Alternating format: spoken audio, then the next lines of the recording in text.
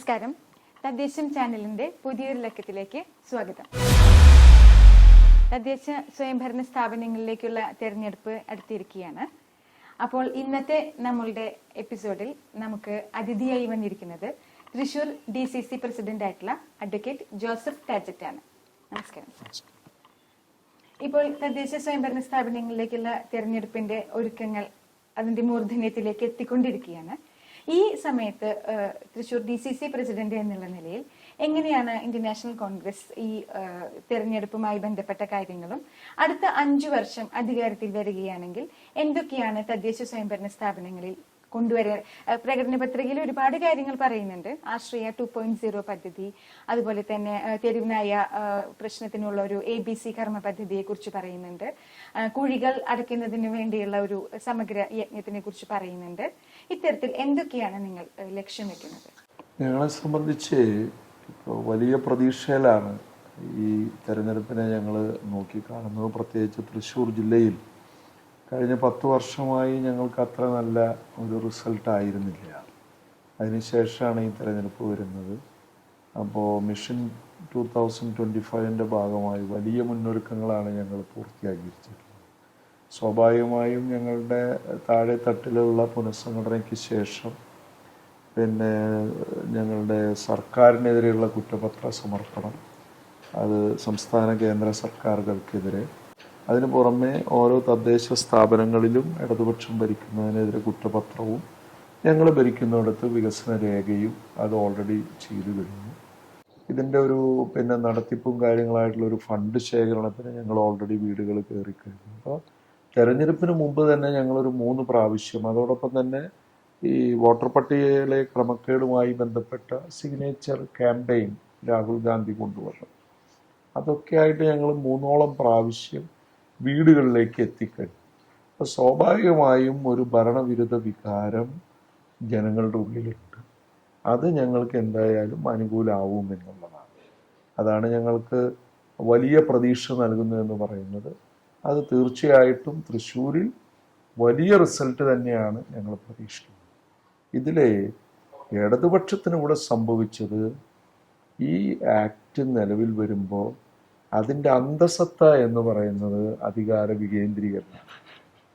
അത് നിർഭാഗ്യവശാൽ ഇന്ന് അത് അധികാര കേന്ദ്രീകരണമായി മാറി എന്നുള്ളതാണ്. ഇപ്പം ലൈഫ് പദ്ധതി പണ്ട് നമുക്ക് പല വകുപ്പുകളുമായി ഓരോ വാർഡുകളിലേക്ക് കിട്ടുന്നു. ഗുണഭോക്താക്കളെ തീരുമാനിക്കുന്നത് അവിടുത്തെ ഗ്രാമസഭയാണ്. ഇന്ന് ഗ്രാമസഭ ഗുണഭോക്താക്കളെ സജസ്റ്റ് ചെയ്യുന്നുണ്ടെങ്കിലും എവിടുന്നാണ് പ്രയോറിറ്റി ലിസ്റ്റ് വരുന്നത്? ഏത് വാർഡിലാണ് ശരിയായിട്ട് കൊടുക്കാൻ പറ്റിയിട്ടുള്ളത്? എന്തുകൊണ്ടാണ് ഈ പരാതി തീർന്നു പോകാത്തത്? അപ്പം ഇത് മറ്റെവിടെയോ കേന്ദ്രീകൃതമായി പണ്ടത്തെ സിസ്റ്റത്തിലേക്ക് തിരിച്ചുപോയി. ഇവർ പണ്ട് ഉദ്യോഗസ്ഥ മേധാവിത്വം ചെയ്തിരുന്നത് ഇന്ന് ആ ഉദ്യോഗസ്ഥ മേധാവിത്വവും അത് പാർട്ടിയുടെ നിർദ്ദേശമനുസരിച്ച് ചെയ്യാണ്. ഇപ്പം നിങ്ങൾ നാട്ടിൻപുറത്ത് അന്വേഷിച്ചാൽ അർഹരായവർക്ക് ഇപ്പോഴും കിട്ടിയിട്ടില്ല. അത് അധികാര കേന്ദ്രീകരണം നടന്നതാണ്. അതേപോലെ ഓരോ കാര്യങ്ങളിലും സർക്കാർ അവലംബിച്ച രീതി ഇതാണ്. ഇപ്പൊ കിഫ്ബി കൊണ്ടുവന്നപ്പോൾ നാടിന്റെ വികസനം എന്ന് പറഞ്ഞാലും ജില്ലാ പഞ്ചായത്തും ബ്ലോക്ക് പഞ്ചായത്തിൻ്റെ ഒക്കെ അല്ലെങ്കിൽ പഞ്ചായത്തുകളുടെ പോലും എത്രയോ കാര്യങ്ങളാണ് എടുത്തു കളഞ്ഞത്. ഇപ്പൊ ഒരു കോർപ്പറേഷന് അല്ലെങ്കിൽ മുനിസിപ്പാലിറ്റിക്ക് എന്തൊക്കെ ചെയ്യാം, ഇന്ന് അത്തരം പ്രോജക്റ്റുകൾ മുഴുവൻ കിഫ്ബിയിലേക്ക് കൊണ്ടുവന്നു. എന്തിനാണ് കിഫ്ബിയിലേക്ക് കൊണ്ടുവന്നത്? അപ്പൊ അതിൻ്റെ പേരിൽ സാമ്പത്തികമായി നമുക്ക് വന്ന കേന്ദ്രത്തിന്റെ കടമെടുപ്പ് പരിധിയിലെ കുറവ് പോലും അതൊക്കെ മാറ്റിവെച്ചാൽ പോലും ഇനി അതൊക്കെ വിട്ടുകളയാം. പക്ഷെ നാട്ടിൽ നടക്കുന്ന വികസനത്തിൽ എന്താണ് സാധാരണക്കാർക്കൊരു പങ്ക്? ഇപ്പൊ മലയോര ഹൈവേ എന്ന് പറഞ്ഞു വരുന്നുണ്ട്. ആ മലയോര ഹൈവേ സർക്കാർ പ്ലാൻ ചെയ്തൊരു പദ്ധതി നടപ്പിലാക്കുന്നു. അവിടുത്തെ ജനങ്ങളോട് ആരോടെങ്കിലും ചോദിച്ചിട്ടുണ്ടോ? അപ്പൊ അതെങ്ങനെ, അതിന്റെ അലൈൻമെന്റ് എങ്ങനെ വേണമെന്ന് അവരാരെങ്കിലും അറിഞ്ഞിട്ടുണ്ടോ? അതേസമയം പഞ്ചായത്ത് രാജിന്റെ അന്തസത്ത അനുസരിച്ച് നാട്ടിൽ എന്ത് വികസനം വേണമെന്ന് തീരുമാനിച്ചിരുന്ന അവരാണ്. അതിനാണ് കേന്ദ്രത്തിലെ കോൺഗ്രസിന്റെ നേതൃത്വത്തിലുള്ള UPA ഗവൺമെന്റ് അല്ലെങ്കിൽ കോൺഗ്രസ് ഗവൺമെന്റ് ഇത് നടപ്പിലാക്കിയത്. പക്ഷെ ഇവരതിനെ വളച്ചൊടിച്ച് മുന്നേ ജനകീയ ആസൂത്രണം എന്ന് പറഞ്ഞ് വലിയ കൊട്ടി ആഘോഷിച്ചവരല്ലേ. അതൊക്കെ എവിടെ എത്തിയെന്ന് നമുക്ക് ഇന്നറിയാം. അപ്പൊ ഇവര് നൈമിഷികങ്ങളാണ് ഇവരുടെ ഓരോ പ്രോജക്റ്റും. ഇവർക്ക് അപ്പാപ്പോ ഒരു പ്രശസ്തിയും പേരും കിട്ടുക എന്നുള്ളതാണ്. ദീർഘമായ അല്ലെങ്കിൽ അത്തരത്തിലൊരു കാഴ്ചപ്പാടിൽ ദീർഘമായ ഒരു പ്രോജക്റ്റുകളിലേക്ക് കടന്നു പോകുന്നില്ല. അപ്പൊ കിഫ്ബി ആയാലും ലൈഫ് ആയാലും അത്തരത്തിൽ ഏതൊരു പ്രോജക്റ്റ് ആയാലും ഇവർ സെൻട്രലൈസ് ചെയ്യാൻ ശ്രമിച്ചുകൊണ്ടിരിക്കുകയാണ്. അത് കൊണ്ടുവരുന്നതിന്റെ കാരണം താഴെ തട്ടിലേക്ക് പോയാൽ ജനകീയ പഞ്ചായത്ത് രാജ് നഗരപാലിക ബില്ലിന്റെ ആ അന്തസത്തയിലേക്ക് കൊടുന്നാൽ ജനങ്ങളുടെ അഭീഷ്ടത്തിനനുസരിച്ച് പോണ്ടി വരും. അത് പാർട്ടി താല്പര്യത്തിന് എതിരാണ് എന്നുള്ളതാണ്. അതുകൊണ്ട് തന്നെ ഈ തെരഞ്ഞെടുപ്പിൽ ഞങ്ങൾ അധികാരത്തിൽ വന്നാൽ പറഞ്ഞിട്ടുള്ളത് മുഴുവൻ ഞങ്ങൾ വെച്ചിരിക്കുന്ന ഓരോ പദ്ധതികൾ എന്ന് പറയുന്നത് ജനങ്ങളുടെ താല്പര്യത്തിനനുസരിച്ച് അവരുടെ കൂടെ ഒപ്പീനിയൻ എടുത്തുകൊണ്ട് പോകാനാണ്. അല്ലാണ്ട് ഞങ്ങൾ ഇന്നത് ചെയ്യുമെന്ന് പറഞ്ഞാൽ അതിന് ജനമെതിരാണെങ്കിൽ ഞങ്ങൾ ചെയ്യില്ല എന്ന് തന്നെയാണ് അതിന്റെ അർത്ഥം. അപ്പൊ ഗ്രാമസഭകളാണ് അതിൽ പറയുന്നുണ്ടല്ലോ, ഗ്രാമസഭകളാണ് അത് ശാക്തീകരിക്കലാണ് അത്തരത്തിലുള്ള കാര്യങ്ങൾ. അപ്പൊ ഇന്ന് ഇവിടെ നടക്കുന്ന പ്രോജക്റ്റുകൾ എന്ന് പറയുന്നത് സർക്കാരിന്റെ അധികാര കേന്ദ്രീകരണത്തിന്റെ ഭാഗമായി വരുന്നതാണ്. പിന്നെ ജില്ലാ പഞ്ചായത്ത്, ബ്ലോക്ക് പഞ്ചായത്ത് എന്താണ് ഇന്നിപ്പോ അവർ ചെയ്യുന്നത്? ഗ്രാമപഞ്ചായത്തിന്റെ പദ്ധതികൾക്ക് കൊടുക്കുന്ന വിഹിതം ഒഴിച്ച് ഏതാണ് അവരുടെ ഓൺ പ്രോജക്റ്റ്? ഒന്നുമില്ല. ഉണ്ടെങ്കിൽ തന്നെ അതൊക്കെ ചെറുതായിട്ടുള്ളതാണ്, പിന്നെ പൂർത്തീകരിക്കാൻ പറ്റാത്തതാണ്. ഇതൊക്കെയാണ് ഇവിടെ നടക്കുന്നത്. അതൊക്കെ ശരിയായ രീതിയിൽ ശരിയായ ദിശയിൽ ഈ നിയമത്തിന്റെ പരിധിയിൽ നിന്നുകൊണ്ട് അതിന്റെ അന്തസത്തയിൽ നിന്നുകൊണ്ട് ചെയ്യലാണ് ഞങ്ങൾ ഉദ്ദേശിക്കുന്നത്. അപ്പോൾ കുറച്ചുകൂടി ഇപ്പം മാലിന്യ നിർമ്മാർജ്ജനം അല്ലെങ്കിൽ ഇപ്പോൾ ലൈഫ് ഭവന പദ്ധതി ഇത്തരത്തിലുള്ള കാര്യങ്ങള് ഇപ്പം താങ്കൾ പറഞ്ഞു, നിലവിലുള്ളതിലെ പാളിച്ചകൾ പറഞ്ഞു. ഏത് രീതിയിലാണ് UDF അധികാരത്തിൽ വന്നു കഴിഞ്ഞാൽ അതിനെ പ്രാവർത്തികമാക്കാനായിട്ട്? അല്ല, ഇവിടെ ഇപ്പൊ നിങ്ങൾ മനസ്സിലാക്കേണ്ടത് ഇപ്പൊ നിലനിൽക്കുന്ന സംവിധാനം അനുസരിച്ച് ഒരു ജനറൽ ഓഡിറ്റും പെർഫോമൻസ് ഓഡിറ്റാണ് നമുക്ക് ഈ പ്രോജക്റ്റുകൾക്കുള്ളത്. അപ്പൊ എങ്ങനെയാണ് ഒരു പദ്ധതിക്ക് നിങ്ങൾ ഒരു സംഖ്യ വകയിരുത്തിയ അത് ആ എസ്റ്റിമേറ്റ് അനുസരിച്ച് ചെയ്തിട്ടുണ്ടോ എന്ന് നോക്കാനാണ് ഇപ്പോഴത്തെ ഓഡിറ്റുകൾ ഉപകരിക്കുന്നത്. എന്നാൽ എന്തിനു വേണ്ടിയാണ് ഈ പ്രോജക്റ്റ് കൊണ്ടുവന്നത്, what is the interest of the public അല്ലെങ്കിൽ വോട്ടേഴ്സ്, അത് അവിടെ പാലിക്കപ്പെടുന്നില്ല. ഒരു പ്രോജക്റ്റ് അങ്ങ് പ്രഖ്യാപിക്കുക, അത് നമുക്ക് പേര് കിട്ടാനായിരിക്കാം, ഭരണസമിതിക്ക് പേര് കിട്ടാനായിരിക്കാം, അല്ലെങ്കിൽ അതിന്റെ ഫീസിബിലിറ്റി ഒന്നും നോക്കിയിട്ടല്ല, പ്രഖ്യാപിച്ചങ്ങോട്ട് തുടങ്ങാണ്. എന്നിട്ട് പൂർത്തീകരിക്കാൻ പറ്റാത്തത് മാത്രമല്ല, ഈ ലക്ഷക്കണക്കിന് രൂപ ചെലവഴിച്ച് വരുന്ന പദ്ധതികൾ എങ്ങനെ അത് ഈ എന്ത് കാര്യത്തിനാണ് ഈ പ്രോജക്റ്റ് കൊണ്ടുവന്നത്, ആ ലക്ഷ്യം പൂർത്തീകരിക്കാൻ സാധിച്ചോ, അല്ലെങ്കിൽ ആ പദ്ധതിയിലൂടെ അതിന്റെ പ്രയോജനം പബ്ലിക്കിന് ലഭിച്ചോ എന്നുള്ളത് അസസ് ചെയ്യാൻ ഇവിടെ ഒരു ഓഡിറ്റിംഗ് സംവിധാനമില്ല. അതുകൊണ്ട് തന്നെ ഒരു സോഷ്യൽ ഓഡിറ്റിംഗ് സംവിധാനം അത് നമ്മളെല്ലാവരും ഇന്ന് ആവശ്യപ്പെട്ടിട്ടുള്ളതാണ്. തീർച്ചയായിട്ടും ആ രീതിയിലൂടെ തന്നെ നിയമത്തിന്റെ പരിധിയിൽ അത് നമുക്ക് അമെൻമെന്റ് ആവശ്യമായിട്ട് വരും, കാരണം ഇപ്പൊ അത് പറയുന്നില്ല. പക്ഷെ സോഷ്യൽ ഓഡിറ്റ് കൂടെ അതിന്റെ പരിധിയിൽ, ഇനി അങ്ങനെ ഇല്ലെങ്കിൽ പോലും അതിന്റെ പരിധിയിൽ നിന്നുകൊണ്ട് തന്നെ പ്രോജക്റ്റുകൾ പൂർത്തീകരിക്കാം. അത് തന്നെയാണ്. അപ്പോൾ ഈ പറയുന്ന ഇപ്പൊ മാലിന്യ നിർമ്മാർജ്ജനം എന്ന് പറഞ്ഞ് എവിടെ മാലിന്യം കൂമ്പാരമില്ലാത്ത, വലിച്ചെറിയൽ പിന്നെ ഇനി ഇല്ല എന്ന് പറഞ്ഞു. ഏത് പഞ്ചായത്തിലാണ് അതില്ലാത്തത് നിങ്ങൾ കണ്ടിട്ടില്ലേ? പ്ലാസ്റ്റിക് ഇപ്പോഴും ഇല്ലേ? നമുക്ക് അതുപോലെ ഇപ്പോ മാലിന്യത്തിന് മാലിന്യ നിർമ്മാർജ്ജനത്തിന് ഇപ്പൊ സെൻട്രൽ ഗവൺമെന്റ് ഇപ്പൊ CFC ഗ്രാന്റ് നമുക്ക് ഇഷ്ടം പോലെ വരുന്നുണ്ട്. പക്ഷെ ഇതൊന്നും പ്രായോഗിക തലത്തിൽ എത്തുന്നില്ല എന്നുള്ളതാണ്. താൽക്കാലികമായി ഇവർ ഓരോന്ന് ചെയ്തു പോവുക, വേസ്റ്റ് ബിൻ സ്ഥാപിച്ചു, അതൊന്നല്ലല്ലോ ആത്യന്തികമായി നമുക്ക് ഈ വേസ്റ്റിനെ പൂർണ്ണം. അപ്പോൾ സീറോ വേസ്റ്റ് എന്ന് അതുകൊണ്ടാണ് പ്രതിപക്ഷ നേതാവ് പറഞ്ഞത്. അത്തരത്തിലുള്ള പ്രോജക്റ്റ് തന്നെയാണ്. ഇപ്പൊ ഇവിടെ ഒരു മഴ പെയ്താൽ എന്താണ് സ്ഥിതി? ഇന്നിപ്പോ ഈ മഴ പെയ്ത് നിങ്ങൾ തൃശ്ശൂർ നഗരത്തിൽ നോക്കിയാൽ വെള്ളക്കെട്ടായി, പ്രാദേശികമായി വെള്ളക്കെട്ടായി. സ്വാഭാവികമായും ചാലുകളിലൊക്കെ അടിഞ്ഞിട്ടുള്ള ആ മാലിന്യങ്ങൾ മുഴുവൻ മുകളിലേക്ക് വരികയാണ്, പറമ്പുകളിലേക്ക് കടക്കുന്നു. പകർച്ചവ്യാധികൾ ആരംഭിക്കല്ലേ? അപ്പൊ ശാശ്വതമായ ഒരു പരിഹാരം എന്നുള്ള വീക്ഷണത്തോടു കൂടി ഈ അധികാര വികേന്ദ്രീകരണം ഈ നാട്ടിൽ നടപ്പിലാകുന്നില്ല എന്നുള്ളത് തന്നെയാണ് ഞങ്ങൾ കണ്ടെത്തിയത്. അതുകൊണ്ടാണ് അതിനെ മറികടക്കാനുള്ള രീതികൾ ഞങ്ങൾ പ്രകടനപ്പെടുത്തുന്നത്. ഇതിലും മറ്റൊരു വിഷയം, നമ്മളിപ്പോ ഗ്രാമസഭകൾ എന്ന് പറയുന്നത് ഒരു പക്ഷേ പ്രത്യക്ഷ ജനാധിപത്യത്തിന്റെ ഒരു നമുക്ക് നടപ്പിലാക്കാനുള്ള ഒരു വഴിയാണ്. പക്ഷെ കക്ഷിരാഷ്ട്രീയ ഭേദമന്യേ ഏതൊരു പഞ്ചായത്ത് നമ്മളിപ്പോ എടുത്തു നോക്കിക്കഴിഞ്ഞാലും ഗ്രാമസഭകളിലെ ജനപ്രാതിനിധ്യം വളരെയധികം കുറവാണ്. അതായത് ക്വാറം തികയ്ക്കാനുള്ള ആളുകൾ പോലും പങ്കെടുക്കുന്നില്ല. എങ്ങനെയാണ് നമുക്ക്, കാരണം ജനപ്രാതിനിധ്യം ഉണ്ടെങ്കിൽ മാത്രമേ താങ്കൾ നേരത്തെ സൂചിപ്പിച്ചതുപോലെയുള്ള ജനങ്ങൾക്ക് അവർക്ക് കൃത്യമായിട്ട് കാര്യങ്ങൾ ലഭിക്കുന്നുണ്ടോ, അല്ലെങ്കിൽ അവരുടെ പ്രശ്നങ്ങൾ എന്തൊക്കെയാണ്, അതിന് പരിഹാരങ്ങൾ ലഭിക്കുന്നുണ്ടോ എന്നൊക്കെ കൃത്യമായിട്ട് അറിയണമെന്നുണ്ടെങ്കിൽ ഈ ഗ്രാമസഭകൾ കുറെ കൂടി കാര്യക്ഷമമാക്കുക, അല്ലെങ്കിൽ കുറെ കൂടി ജനപ്രാതിനിധ്യം ഉറപ്പുവരുത്തേണ്ടതുണ്ട്. ഇത് നമുക്ക് എങ്ങനെ ചെയ്യാൻ? എന്തുകൊണ്ടാണ് ഗ്രാമസഭകൾ സജീവമാവാത്തത്? അവര് പറയുന്ന കാര്യങ്ങളല്ലല്ലോ നടക്കുന്നത്. സർക്കാർ ഇൻട്രസ്റ്റ് കൊടുക്കുന്നത് ഗ്രാമസഭകളുടെ കാര്യങ്ങൾക്കല്ലേ. ഏത് പഞ്ചായത്ത? നാമമാത്രമായ പഞ്ചായത്തുകളാണ്. ഇന്ന് 70% ഇടതുപക്ഷമാണ് ഭരിക്കുന്നത്. അവരുടെ താല്പര്യമാണ്. നിങ്ങൾ ഗ്രാമസഭ ഒരു തീരുമാനം എടുത്താൽ അത് അവിടെ നടപ്പിലാവുന്നില്ല. അതുകൂടെ കാണില്ലേ, ജനങ്ങൾ കാണാണ്. അതുകൊണ്ട് ആരും അതിന് വരുന്നില്ല. പിന്നെ ജനങ്ങളെ നിത്യ ജീവിതത്തെ ബാധിക്കുന്ന നിരവധി കാര്യങ്ങളുണ്ട്. അതിനെ അഡ്രസ് ചെയ്യാൻ എവിടെയാണ് പഞ്ചായത്ത്? അതിന് അഡ്രസ് ചെയ്യാൻ എവിടെയാണ് ഗവൺമെന്റ് ഉള്ളത്? ഇപ്പൊ നിത്യോപയോഗ സാധനങ്ങളുടെ വിലക്കയറ്റം 13 ഇന സബ്സിഡി എന്ന് പറഞ്ഞു. സിവിൽ സപ്ലൈസ് കോർപ്പറേഷൻ 3000 ചില്ലാനം കോടി രൂപയാണ് കരാറുകാർക്ക് ഡ്യൂ ഉള്ളത്. അവരതുകൊണ്ട് സാധനങ്ങൾ എത്തിക്കുന്നില്ല. ഓണക്കാലത്ത് പോലും കൊടുത്തില്ല. ഇപ്പൊ ഇനി ക്രിസ്മസ് വരികയാണ്.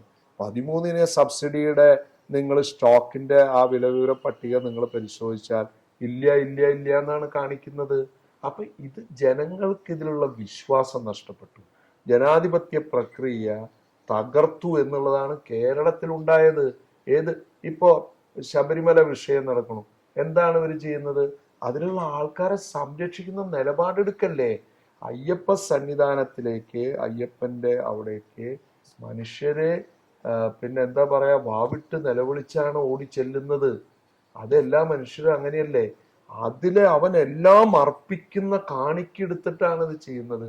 അപ്പൊ അവിടെ ജനം നോക്കുമ്പോ എന്താ, ഞങ്ങൾക്ക് ആവശ്യമായത് സർക്കാർ ചെയ്യുന്നില്ല. ഇത് തന്നെയാണ് തദ്ദേശ സ്ഥാപനങ്ങളിലും. അവരുടെ ആഗ്രഹത്തിന് എന്ത് നടക്കുന്നു എന്നാ പറയണേ. അവർക്ക് ആഗ്രഹമുള്ള റോഡുണ്ടോ? പൊട്ടിപ്പൊളിഞ്ഞു കിടക്കല്ലേ. അവർക്ക് ആവശ്യമുള്ള മാലിന്യ നിർമ്മാർജ്ജനമുണ്ടോ? പൊട്ടിപ്പൊളിഞ്ഞു ഒന്നും നടക്കുന്നില്ലല്ലോ. ജലജീവൻ പദ്ധതി വന്നില്ലേ? എന്തപ്പോ ഇവിടെ ഉണ്ടായത്? കരാറുകാർക്ക് പൈസ കൊടുക്കാത്തതുകൊണ്ട് ഇട്ടുപോയില്ലേ? എന്നാൽ വാട്ടർ അതോറിറ്റി വെച്ച് നമുക്ക് CFC ഗ്രാന്റിലെ കുടിവെള്ളത്തിന് നിരവധി പദ്ധതികൾ ചെയ്യാമായിരുന്നു. അതിപ്പോ നിങ്ങൾ വാട്ടർ അതോറിറ്റിയിലേക്ക് ചെല്ലേ, അവർ ആ പദ്ധതി എടുക്കില്ല. അപ്പൊ നമ്മളെ സംബന്ധിച്ച് അപ്പൊ ജലജീവൻ പദ്ധതി അത് പാതി വഴിയിൽ നിൽക്കുകയാണ്. ഇപ്പൊ CFC ഗ്രാന്റിൽ നിന്ന് നമുക്ക് ഗ്രാന്റ് ഇവിടെ വരുന്നത് പോലും നമുക്ക് ഉപയോഗിക്കാൻ പറ്റണില്ല. ഇപ്പൊ ഞാൻ ജില്ലാ പഞ്ചായത്ത് മെമ്പറാണ്. എൻ്റെ ഡിവിഷനിൽ നമുക്ക് കുടിവെള്ള പദ്ധതി വെച്ചാൽ അല്ലെങ്കിൽ ഇറിഗേഷൻ എന്തെങ്കിലും പ്രോജക്റ്റ് വെച്ചാൽ ചെയ്യാൻ പറ്റുന്നില്ല. കുടിവെള്ള പദ്ധതിക്ക് വന്നു കഴിഞ്ഞാൽ അപ്പോൾ വാട്ടർ അതോറിറ്റി പറയും ഞങ്ങൾ എടുക്കില്ല, ജലജീവൻ പദ്ധതി ഉണ്ട്. അപ്പം ഞാൻ പറഞ്ഞെന്താണെന്ന് വെച്ച് കഴിഞ്ഞാൽ ഇവിടെ നമുക്ക് സാഹചര്യങ്ങളുണ്ട്, പക്ഷെ അത് മാന്യമായ രീതിയിൽ ചെയ്യാൻ ഈ സർക്കാർ തയ്യാറായില്ല. അതിലവർക്ക് ലക്ഷ്യമുണ്ട്. അവരുടെ ലക്ഷ്യം കോമൺ പബ്ലിക് അല്ല, അവർക്ക് പാർട്ടിയാണ്. പാർട്ടി പ്രവർത്തകരാണ്, പാർട്ടി പ്രവർത്തകരെ സംരക്ഷിക്കലാണ്. അതാണ് ഇന്ന് ചെയ്തുകൊണ്ടിരിക്കുന്നത്. അത് അവർ ചെയ്യുന്നുണ്ട് ഭംഗിയായിട്ട്. അതുകൊണ്ട് അവർക്ക് എത്ര വർഷം പ്രതിപക്ഷത്തിരുന്നാലും അവർക്ക് നഷ്ടമൊന്നുമില്ല. നിങ്ങൾ 2010 ഇവിടെ UDFന്റെ വലിയ തരംഗം ഉണ്ടായതാണ്. പഞ്ചായത്തുകൾ എന്തെല്ലാം മാറ്റങ്ങൾ നടന്നു. ഈ തൃശ്ശൂർ കോർപ്പറേഷൻ തന്നെ അതിൻ്റെ ഒരു ഉദാഹരണമല്ലേ. നിങ്ങളിവിടെ അന്നാണ് എന്തെങ്കിലും ഡെവലപ്മെന്റ് നടന്നിട്ടുള്ളൂ. ഇന്ന് 10 വർഷത്തിന് ശേഷം വരുന്നവര് ഇവിടെ യാതൊന്നും നടന്നില്ല എന്ന് പറയുന്നതിന്റെ കാരണം എന്താ? അപ്പോ ആത്യന്തികമായി വികസനം എന്ന് പറയുന്ന ജനങ്ങൾ ആവശ്യപ്പെടുന്ന രീതിയിൽ നിന്ന് ഇവർ പുറകോട്ട് പോയി എന്നുള്ളതാണ് അത്. പിന്നെ മറ്റൊരു കാര്യം നമുക്ക് സൂചിപ്പിക്കാനുള്ളത്, വികസനം വേണം എന്നുണ്ടെങ്കിൽ അതിന് സാമ്പത്തികം വേണ്ടേ? എവിടെയാണ് ഇവിടെ ഓരോ പദ്ധതികൾക്ക് വകയിരുത്തുന്ന തുക എപ്പോഴാണ് കിട്ടുന്നത്? അത് ശരിയായ രീതിയിൽ കിട്ടുന്നുണ്ടോ? ഈ ജില്ലയുടെ ഒരു ബഡ്ജറ്റ് എന്ന് പറയുന്നത് ഏവറേജ് 780 800 കോടിക്ക് ഇടയ്ക്കാണ് ഒരു വർഷം. നമ്മുടെ ജില്ലയുടെ ബഡ്ജറ്റ് തദ്ദേശ സ്ഥാപനം 55% 60% താഴെയാണ് എക്സ്പെൻഡിച്ചർ. ഒരു വർഷം 40% പോയില്ലേ? അപ്പൊ എത്രയായി? 280-300 കോടി രൂപ ചെലവഴിക്കാതെ പോവല്ലേ? അപ്പൊ 5 വർഷം കൊണ്ട് നമുക്ക്, ഞാൻ കഴിഞ്ഞ വർഷം കണക്കെടുക്കുമ്പോൾ 1290 കോടി രൂപ ഈ ജില്ലക്ക് നഷ്ടപ്പെട്ടു. ആരതിന് ഉത്തരം പറയാ? എന്നിട്ട് ഞങ്ങള് ഇവിടെ വികസനം നടത്തുക 3 ടേമായിട്ടാണ് ഈ ഫണ്ട് കൊടുക്കേണ്ടത്, പ്ലാൻ ഫണ്ട്. ഇവിടെ എപ്പോഴാണ് കൊടുക്കുന്നത്? ഏപ്രിലൊക്കെ. അത് കഴിഞ്ഞിട്ട് ശരിക്കും കൊടുക്കണ്ട. രണ്ടാമത്തെ നവംബർ ഡിസംബർ വന്നെങ്കിലായി. അത് കഴിഞ്ഞാൽ പിന്നെ വരുന്നത് മാർച്ച് ലാസ്റ്റ് വീക്കാണ്. കഴിഞ്ഞ പ്രാവശ്യം 23-ന് കൊടുത്തു. അതിന് മുന്നത്തെ വർഷം 29-ന് കൊടുത്തു. 30-ന് പിന്നെ ട്രഷറി അടച്ചു. അപ്പൊ എക്സ്പെൻഡിച്ചർ ആവുന്നില്ല. അപ്പൊ ഈ പൈസ ഇതിന് വകയിരുത്തിക്കുന്ന തുകയില് ഇപ്പൊ ജില്ലാ പഞ്ചായത്തിന്റെ, അപ്പൊ അങ്ങനെ ഓരോ തദ്ദേശ സ്ഥാപനങ്ങളും, നാമമാത്രമായ തദ്ദേശ സ്ഥാപനങ്ങൾ 100%-ലേക്കും അല്ലെങ്കിൽ എബവ് 80 വരുന്നുണ്ട്. കോർപ്പറേഷനൊക്കെ കഴിഞ്ഞതിന്റെ മുമ്പിലത്തെ പ്രാവശ്യം 37, കഴിഞ്ഞ പ്രാവശ്യം 43 അപ്പൊ അത്രയും പരാജയം. അത് ശരിയാക്കാനൊന്നും ഇവർക്ക് താല്പര്യമില്ല. ഫണ്ട് ശരിയായി വിനിയോഗിക്കാൻ അതിന് ഫണ്ട് കൊടുക്കുന്നില്ല. ഇവിടെ ഫണ്ടിന്റെ സാമ്പത്തിക ബുദ്ധിമുട്ട് പറഞ്ഞുകൊണ്ട് തദ്ദേശ വകയിരുത്തും. ബഡ്ജറ്റ് പ്രൊവിഷനൊക്കെ വരുന്നുണ്ട്. മുമ്പ് അവർ പ്രഖ്യാപിക്കും 8,000 ചില്ലാനം കോടി രൂപ തദ്ദേശ സ്ഥാപനങ്ങളിലേക്ക്. പക്ഷെ റിയലി എന്താണ്? 60% പോലും കൊടുക്കുന്നില്ല. അപ്പോൾ ആ ഫണ്ടിന്റെ അപര്യാപ്തത, അതിന്റെ പേരിൽ നമ്മുടെ വികസനം മുടങ്ങുന്നു, ദീർഘവീക്ഷണില്ലായ്മയോടുകൂടി മുടങ്ങുന്നു. അതിന്റെ ഇംപ്ലിമെന്റേഷനിൽ വരുന്ന തകരാറ്, ഒന്ന് കരാറുകാർക്ക് സമയത്ത് കാശ് കൊടുക്കാത്തതുകൊണ്ട് ഒന്നും ചെയ്യുന്നില്ല. പിന്നെ അകാരണമായി ഓരോന്നും മുടക്കുക. അത് പാർട്ടിക്ക് CPM-ന് താല്പര്യമില്ലാത്ത പദ്ധതിയാണ് എന്നുണ്ടെങ്കിൽ അത് എന്തെങ്കിലും കാരണങ്ങൾ പറഞ്ഞ് മുടക്കാണ്. SC പ്രോജക്റ്റ്, അപ്പൊ അതില് ഫീസിബിലിറ്റി തടസ്സം വരും. എന്തുകൊണ്ട് കൊടുത്തുകൂടാ? അപ്പൊ ചുവപ്പ് നാടയിൽ കുരുങ്ങണമെന്ന് നമ്മൾ വെറുതെ പറഞ്ഞുകൊണ്ട് കാര്യം, ഇതൊക്കെ കുടുക്കിക്കുന്നതല്ലേ. അതിന് മാറ്റം ഉണ്ടാക്കാൻ ഇവിടെ ചെയ്യണം. അതാണ് UDF മുന്നോട്ട് വയ്ക്കുന്നത്. അതുകൊണ്ട് ജനങ്ങൾക്ക് ആഗ്രഹിക്കുന്ന രീതിയിൽ വികസനം കൊടുക്കുക എന്നുള്ള പഞ്ചായത്ത് രാജ് നഗരപാലിക ബില്ലിന്റെ ആ അന്തസത്തയിൽ നിന്നുകൊണ്ട് UDF ചെയ്യും. അല്ലെങ്കിൽ ചെയ്യേണ്ട കാര്യങ്ങളാണ് പ്രകടന പത്രികയിൽ ഞങ്ങൾ പറഞ്ഞിട്ടുള്ളത്. അത് അക്ഷരാർത്ഥത്തിൽ ശരിയായി ചെയ്യാൻ സാധിക്കും. അതിനു വേണ്ട എല്ലാ കാര്യങ്ങളും ഞങ്ങൾ ചെയ്യുന്നു. അത് ജനങ്ങൾ ഈ പ്രാവശ്യം വിശ്വാസത്തിലെടുത്തിരിക്കുകയാണ്. അത് ഈ 10 വർഷത്തെ 9 വർഷത്തെ സംസ്ഥാന സർക്കാരിന്റെ ഭരണം തെളിയിച്ചിരിക്കും. പിന്നെ എനിക്ക് ഈ ഗ്രാമപഞ്ചായത്തുകളെയും ബ്ലോക്ക് പഞ്ചായത്തുകളെയും ജില്ലാ പഞ്ചായത്തുകളെയും ഞാൻ ഈ 5 വർഷം ഇരുന്നപ്പോൾ ഞാൻ പഠിച്ചത് സർക്കാരിന്റെ പ്രചരണത്തിനുള്ള ഒരു മാർഗാണിത്. അതിദാരിദ്ര്യ മുക്ത കേരളം. ഇവിടെ നിങ്ങളിപ്പോ കടത്തിണ്ണയിൽ ആരും ഉറങ്ങാറില്ലേ? എല്ലാവർക്കും ഇവിടെ വീടുണ്ടെന്നാ പറയണത്. എത്ര പേര് നിങ്ങൾ ഉച്ചഭക്ഷണം ഇല്ലാത്തവരുണ്ട്? നിങ്ങൾ ഈ സ്വരാജ് റൗണ്ടിലേക്ക് ഒന്ന് കടന്ന്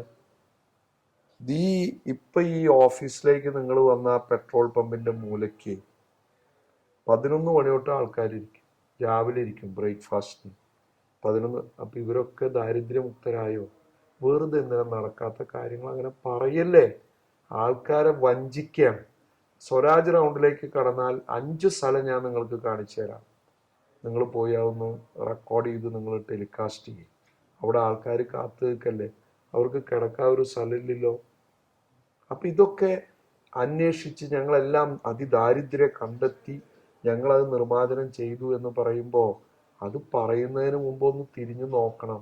എന്നിട്ട് പഞ്ചായത്തുകളിൽ നിന്ന് 2 ലക്ഷം, ജില്ലാ പഞ്ചായത്ത് 5 ലക്ഷം, ഇങ്ങനെ ഫണ്ട് ഓൺ ഫണ്ടിൽ നിന്നായാലും എന്തിൽ നിന്നായാലും ജനങ്ങൾക്ക് കിട്ടേണ്ട പൈസയല്ലേ ഈ ചെലവാക്കണത്.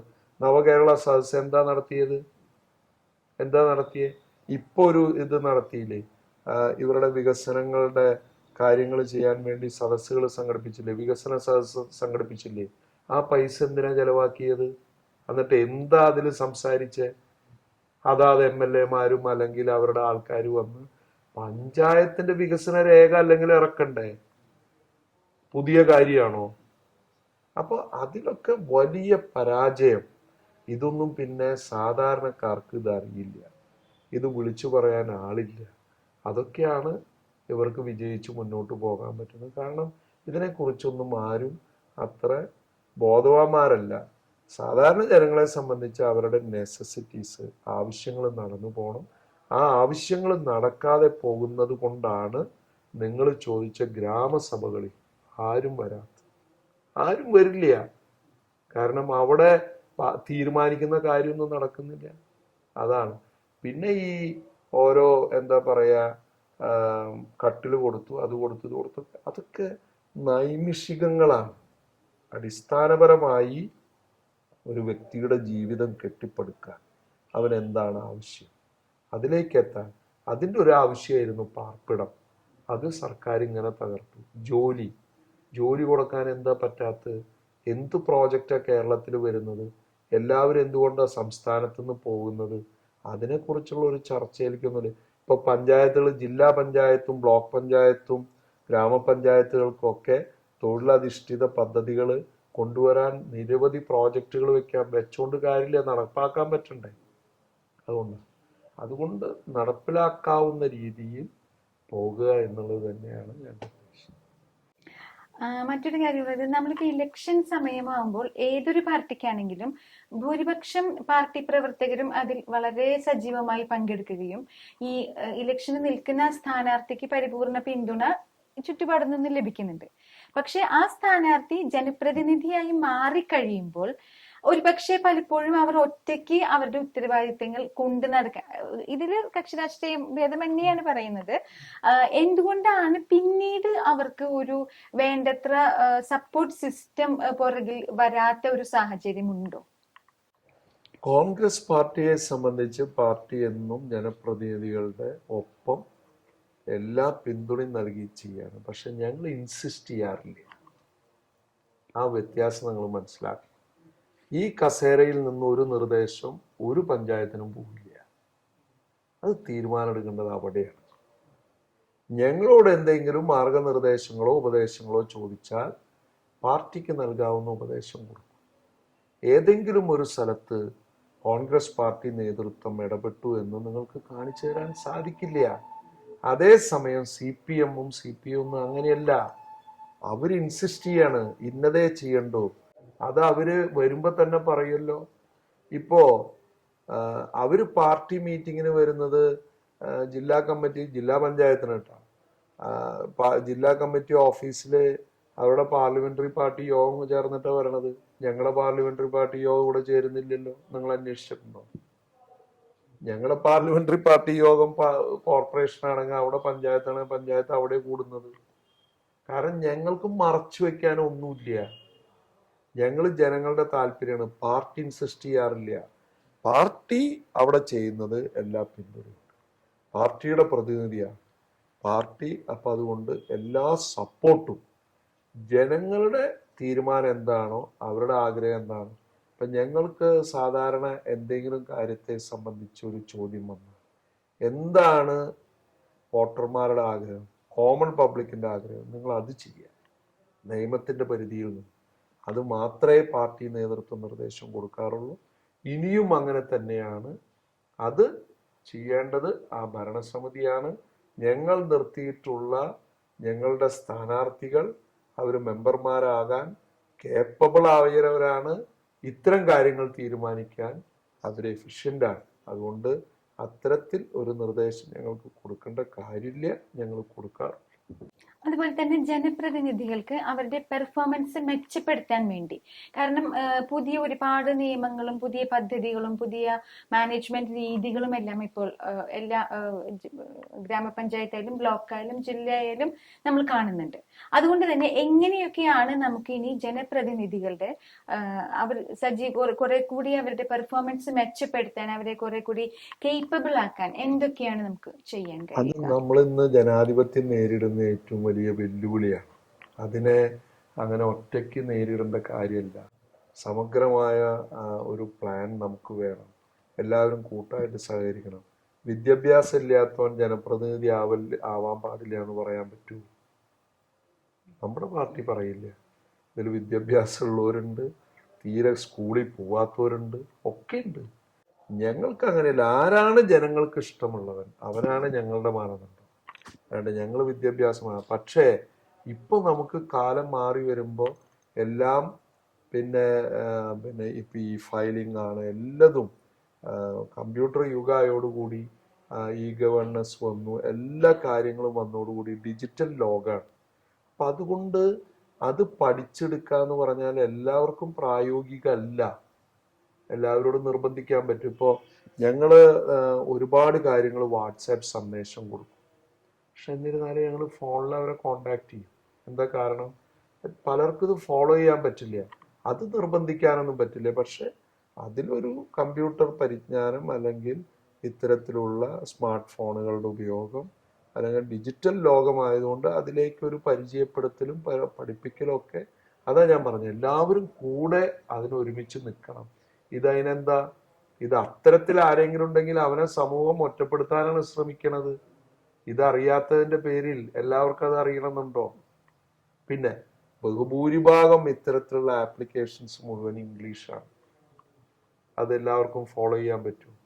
അതൊക്കെ ഞാൻ അതാ പറഞ്ഞ, അടിസ്ഥാനപരമായി അതിലൊക്കെ വലിയ മാറ്റങ്ങൾ വരുത്തണം.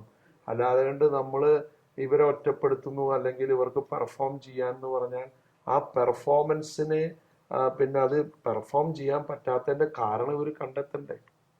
പക്ഷെ അവനൊരു അഡ്മിനിസ്ട്രേറ്റർ എന്ന നിലയിൽ ജനങ്ങളെ താല്പര്യങ്ങൾ സംരക്ഷിക്കുന്ന നിലയിൽ അവരുടെ അഭിപ്രായം കേൾക്കുന്നതിന്, അവിടെ പരിഹാരം ഉണ്ടാക്കുന്നതിന്, അവന്റെ ആവശ്യങ്ങളിൽ ചെല്ലുന്നതിന് ഈ അറിവുള്ളവനേക്കാൾ വിദ്യാഭ്യാസമുള്ളവനേക്കാൾ ഏറ്റവും മികച്ചവനാവും ചിലപ്പോൾ സ്കൂളിൽ പോവാത്തവൻ. അവന് പ്രായോഗിക പരിജ്ഞാനാണ്. അപ്പൊ ഇത് രണ്ടും സംയോജിപ്പിച്ച് അത് കൊണ്ടുവരാൻ സർക്കാരുകൾ അതിനുള്ള പദ്ധതികൾ കണ്ടെത്തണം.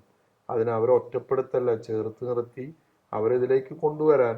ചിലപ്പോൾ എല്ലാവർക്കും പഠിക്കാനൊന്നും പറ്റില്ല. അപ്പൊ അതിനെന്തു വേണം? ഇന്ന് ഒരു സർക്കാർ ഓഫീസിലേക്ക് വന്നു കഴിഞ്ഞാൽ പരമ പുച്ഛാണ് ഇതറിയാത്തവനോട്. ബാങ്കുകളിൽ നിങ്ങൾ പോയിട്ടുണ്ടോ?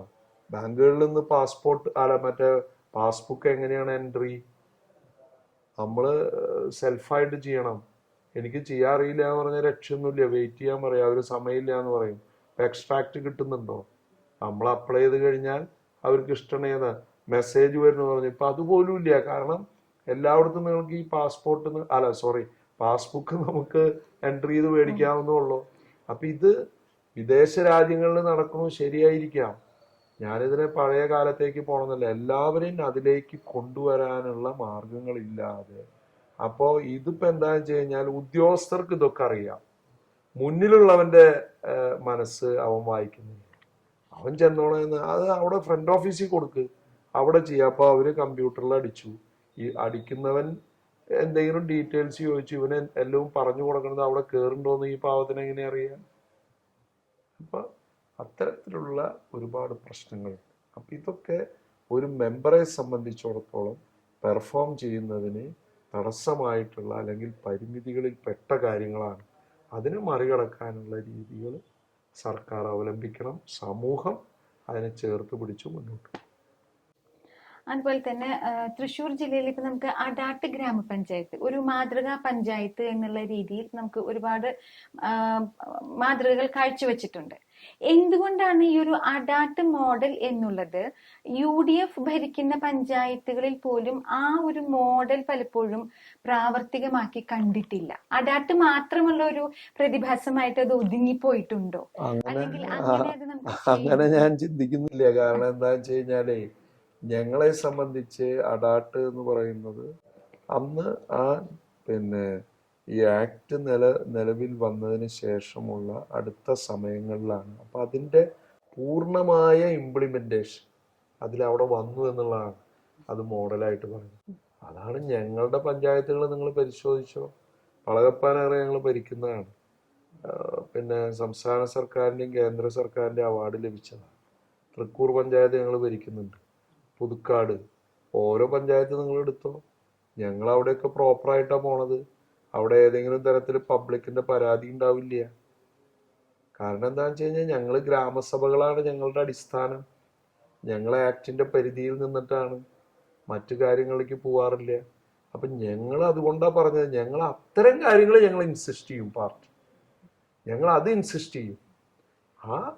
അത് അപ്പോൾ അന്ന് അഡാപ്റ്റ് ചെയ്തു തുടങ്ങിയത് അന്ന് എല്ലാ പഞ്ചായത്ത് 2010 പിന്നെ വന്നപ്പോൾ ഞങ്ങൾക്ക് കൂടുതൽ പഞ്ചായത്തുകൾ നിങ്ങളിത് പരിശോധിക്കുക, അന്നുള്ള പ്രോജക്റ്റുകളും ഇന്നുള്ള പ്രോജക്റ്റുകളും നിങ്ങൾ പരിശോധിക്കുക. അപ്പൊ നിങ്ങൾക്കറിയാം മൊത്തത്തിൽ കൊട്ടക്കണക്ക് ലൈഫ് പദ്ധതിയും കാര്യങ്ങളും അങ്ങനെ പറഞ്ഞു പോവല്ല. ഓരോ പഞ്ചായത്തുകളും നിങ്ങൾ പരിശോധിച്ചാൽ നിങ്ങൾക്ക് മനസ്സിലാക്കാൻ സാധിക്കും. അങ്ങനെ ഇപ്പൊ നിങ്ങൾ ചോദിച്ച മാലിന്യ നിർമ്മാർജ്ജനം എന്ന് മാത്രമല്ല, ABC പ്രോജക്റ്റ് ആയാലും ഒരു ദീർഘവീക്ഷണം ഇല്ലാണ്ടാണ് പോണത്. ഇപ്പൊ ജില്ലാ പഞ്ചായത്ത് 3 ഇത് എത്ര കാലമായി തുടങ്ങിയിട്ട് ഇപ്പൊ ഇനോഗ്രേഷൻ കഴിച്ചപ്പോഴും ഫങ്ഷൻ ചെയ്യാൻ പറ്റിയിട്ടില്ല. അത് എന്തുകൊണ്ടാണ് അങ്ങനെ പറയണേന്ന് ചിന്തിക്കാൻ അവിടെ ആളില്ല. നമ്മളൊന്നും പറഞ്ഞുകൊണ്ടായില്ലല്ലോ. ഞങ്ങൾ നാമമാത്രമായ ഒരു പ്രതിപക്ഷം ശബ്ദം വെച്ചിട്ട് എന്ത് കാര്യം? അപ്പോൾ ജനാധിപത്യം എന്ന് പറയുമ്പോൾ അത് പ്രതിപക്ഷവും ജനാധിപത്യത്തിന്റെ ഭാഗമാണെന്ന് കാണാൻ സർക്കാർ തയ്യാറാവണം, തദ്ദേശ സ്ഥാപനങ്ങൾ തയ്യാറാവണം. അത് പറയുമ്പോൾ അപ്പൊ അവര് ഒരു പരിപാടി നടക്കുമ്പോൾ എവിടെയായാലും പ്രതിപക്ഷത്തിന്റെ പങ്കാളിത്തം നിങ്ങൾ ചിന്തിച്ചിട്ടുണ്ടോ? ഇപ്പൊ ഈ തൃശ്ശൂർ ജില്ലയിൽ നടക്കുമ്പോൾ പ്രതിപക്ഷത്ത് ആകെ ഒരു MLA ഉള്ളൂ. അപ്പോ എന്ന് വെച്ചാൽ പ്രതിപക്ഷത്തു നിന്ന് ആരും വിളിക്കണ്ടേ? ഞങ്ങളെല്ലാം ചേരുമ്പോഴല്ലേ ഒരു ജനാധിപത്യ സംവിധാനമാവുക. അപ്പൊ തെരഞ്ഞെടുക്കപ്പെടുന്നത് മൃഗീയ ഭൂരിപക്ഷം ഉണ്ടെന്ന് വെച്ച് എന്തും ചെയ്യാനുള്ള ഒരു ലൈസൻസ് ആയിട്ട് ഇതിനെ മാറ്റണം. അതൊരു ശരിയായ രീതിയല്ല എന്നുള്ളത് തന്നെയാണ് നമുക്ക് പറയുന്നത്. താങ്കൾ നേരത്തെ പറഞ്ഞതിൽ ഈ പ്രതിപക്ഷത്തിന്റെ ഒരു കാര്യം സൂചിപ്പിച്ചല്ലോ. ഈ ഒരു പ്രശ്നം നമ്മൾ ഈ പഞ്ചായത്തുകളിലെ ഈ ഫണ്ട് ഉപയോഗിക്കുന്ന കാര്യങ്ങളിലും, അതായത് ഭരണകക്ഷികളുടെ വാർഡിലേക്ക് കൂടുതൽ വികസന പ്രവർത്തനങ്ങൾക്ക് വേണ്ടി ഫണ്ട് ഉപയോഗിക്കുകയും അതുപോലെ തന്നെ പ്രതിപക്ഷ കക്ഷികളുടെ വാർഡുകളിലേക്ക് ഒരുപക്ഷെ അത്തരത്തിലുള്ള ഒരു പക്ഷപാതപരമായിട്ടുള്ള ഫണ്ട് ഉപയോഗം ശ്രദ്ധിച്ചിട്ടുണ്ടോ, അല്ലെങ്കിൽ അങ്ങനെ വരാറുണ്ടോ? തീർച്ചയായിട്ടും ഗ്രാമപഞ്ചായത്തുകളിലാണ് അത് കൂടുതൽ. ബ്ലോക്ക് പഞ്ചായത്തും ജില്ലാ പഞ്ചായത്തും അങ്ങനെ ഉണ്ടെന്ന് ഞാൻ പറയില്ല. കാരണം അവിടെയൊക്കെ കുറേയും കൂടെ റീസണബിൾ ആയിട്ട്. ഇപ്പൊ ജില്ലാ പഞ്ചായത്തിലൊന്നും അങ്ങനെ ഒരു വേർതിരിവ് കാണിച്ചൊന്നും എനിക്ക് അഭിപ്രായമില്ല. ഞങ്ങൾക്ക് എല്ലാവർക്കും തുല്യമായിട്ട് തന്നെ അതൊക്കെ മാന്യമായിട്ട് ചെയ്തിട്ടുണ്ടെന്നുള്ളതാണ്. പക്ഷെ ഗ്രാമപഞ്ചായത്ത് അത് ഇടതുപക്ഷം ചെയ്യുന്നത് ജനാധിപത്യ വിരുദ്ധാണ്. ഒരു നിലയ്ക്കും ഫണ്ടിന്റെ കാര്യത്തിലൊക്കെ ഭയങ്കര അപരാപ്യതാണ്. എന്ന് വെച്ച് കഴിഞ്ഞാൽ ഭയങ്കര പാർഷ്യലായിട്ടാണ്. അതുകൊണ്ടാണ് ഈ കുറവ് സംഭവിക്കുന്നത്. ചിലർക്കൊന്നും കൊടുക്ക തന്നെയില്ല. പ്രതിപക്ഷം ആരെങ്കിലും നന്നായി സംസാരിച്ചാൽ അവന്റെ പണി തീരാണ്. അതൊരു ശരിയായിട്ടുള്ള കാര്യം. അതാ ഞാൻ പറഞ്ഞേ, മൃഗീയ ഭൂരിപക്ഷം ജനാധിപത്യത്തെ മറ്റൊരു രീതിയിലേക്ക് കൊണ്ടുപോകണം. അപ്പൊ ന്യൂനപക്ഷത്തിന്റെ വാക്കുകൾ ഇല്ലേ, അവരുടെ ശബ്ദം അതിനൊരു വിലയില്ലേ എന്നാണ്. അത് ശരിയായ ജനാധിപത്യം അതല്ലല്ലോ. ഭൂരിപക്ഷം എന്ന് പറയുന്നത് നല്ല കാര്യങ്ങളിൽ നോക്കാം. ഇപ്പൊ ഒരു ഭൂരിപക്ഷം ഉണ്ടെന്ന് വെച്ചിട്ട് എന്ത് തോന്നിവാസം ചെയ്യാൻ പറ്റൂ? അതൊക്കെ അങ്ങനെ ഒരു ശൈലി, ജനാധിപത്യത്തിന്റെ ശരിയായ ശൈലി കാണിച്ചു തന്ന മഹാരഥന്മാര് കടന്നുപോയ ഒരു രാജ്യമാണ്. ജവഹർലാൽ നെഹ്റു 16 പേരുള്ള പിന്നെ ഇടതുപക്ഷത്തിന്റെ പിന്നെ AK ഗോപാലിനെയാണ് ഒപ്പോസിഷൻ ലീഡർ എന്ന് വിളിച്ചത്. അന്ന് അതില്ലല്ലോ. ഇപ്പോഴും ആക്ടിന്റെ പരിധിയിൽ ഒപ്പോസിഷൻ ലീഡർ ഇല്ലല്ലോ. അത് നമ്മള് കോൺഗ്രസ് പാർട്ടി അല്ലെങ്കിൽ UDF അധികാരത്തിൽ വരുമ്പോ CPM-നെയും CPI-നെയും ഒക്കെ അങ്ങനെയാണ് നോക്കിക്കാണാറ്, ആ ബഹുമാനത്തോടുകൂടി. ഇന്ന് എവിടെ നിങ്ങൾ കണ്ടേക്കണം? ഒരാളെയും കാണില്ല. അങ്ങനെ ഒരു പതിവില്ലാതായിരിക്കും. അപ്പൊ അത് ഞങ്ങളുടെ കയ്യിലാണ് ഭൂരിപക്ഷം, ഞങ്ങൾക്ക് എന്ത് വേണം ചെയ്യാം. അത് ശരിയായ രീതിയല്ല. അതുകൊണ്ട് തന്നെയാണ് ജനങ്ങൾക്ക് വിശ്വാസമില്ലാത്തതുകൊണ്ടാണ് ഗ്രാമസഭയിൽ വരാത്ത. അല്ലെങ്കിൽ അവര് വരില്ലേ? അവര് പറയണതൊന്നും നടക്കുന്നില്ല.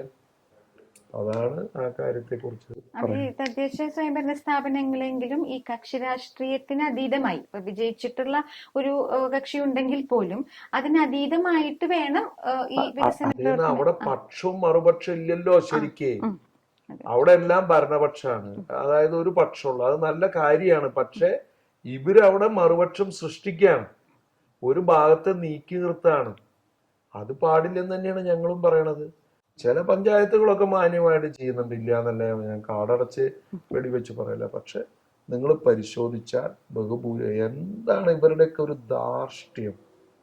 ഇടതുപക്ഷത്തെ മെമ്പർമാർ അല്ലെങ്കിൽ അവരുടെ പഞ്ചായത്ത് പ്രസിഡന്റുമാരൊക്കെ ഏതോ ഒരു വലിയ രാജാക്കന്മാരുടെ പോലെയാണ്. ഈ വാഹനത്തിന്റെയൊക്കെ ശരിയായ ഉപയോഗമാണോ നടക്കുന്നത്? ചിന്തിച്ചിട്ടുണ്ടോ? ഒക്കെ ചിലതൊക്കെ ആവശ്യം വരില്ല എന്നല്ല ഞാൻ പറഞ്ഞു. അതൊക്കെ ഒരു അധികാരത്തിന്റെ അതിന്റെ ഇതിൽ കയറിയിരുന്ന് അത് ഉപയോഗിക്കുക ജനങ്ങളുടെ മേല്. അത് ശരിയായിട്ടുള്ള രീതിയല്ല. അതുകൊണ്ട് കേരളത്തിന് ഒരു നേട്ടം. അതുകൊണ്ടാണ് ഇവർ കൊണ്ടുവന്ന ജനകീയ ആസൂത്രണമൊക്കെ പപ്പടം പൊടിഞ്ഞ പോലെ പൊടിഞ്ഞു പോയത്. വെറുതെ പറയാന്ന് മാത്രം. ഗുണം ലഭിച്ചിട്ടുണ്ടോ എന്നുള്ളത് നിങ്ങൾ നോക്കിയാൽ.